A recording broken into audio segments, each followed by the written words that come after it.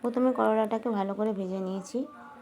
কারা কারা এখনও পর্যন্ত করলার তরকারি ডিম দিয়ে খাওনি অবশ্যই দেখো, করলা ভেজে নিয়েছি আর তেল একটু বেশি ছিল বলে পেঁয়াজটা করলার সঙ্গে ভেজে নিয়েছি। ডিমটাকে ভেজে নিলাম ঝুড়ো করে। যারা যেমন খাবে, গুঁড়ো খেলে গুঁড়ো করবে আর বড় বড় খেলে বড় বড় কাটবে।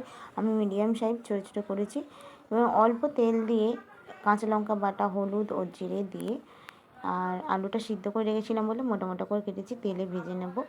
ভেজে নিয়ে করলা কটা ভাজা আছে, এবার মশলা দিয়ে জল দিয়ে নেড়ে চেড়ে ডিম ভাজা কটা, করলা ভাজা কটা দিয়ে দেব।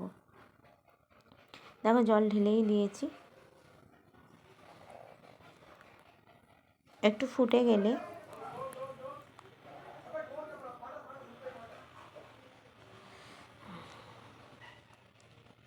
যারা সরু সরু খেতে চাও তারা সরু সরু করে কেটে দিতে পারো। আমি সিদ্ধ করে নিয়েছি বলে গোটা করে রেখেছি, কেন 4 পিস করে নিয়েছি, ভেঙে যাবে বলে। আর অল্প রস থাকতে থাকতে, মানে ঝোলটা থাকতে থাকতে করলা কটা বেশি ফোটাবে না, ডিম ভাজা কটা দিয়ে নেড়ে চেড়ে একটু হালকা স্টিমে চাপা দিয়ে রাখবে। দেখবে খুব সুন্দর হয়। করলাটাকে বেশি ফোটাবে না, তাহলে তিতো হবে না। ভালো করে লাল করে ভেজে রাখবে, তাতেই তোমার হয়ে যাবে, সিদ্ধ করতে লাগবে না। ব্যাস নেড়ে চেড়ে নামিয়ে নেবে। এরমভাবে করে খেয়ে দেখবে করলা দিয়ে ডিমের তরকারি, মাছের ডিমের।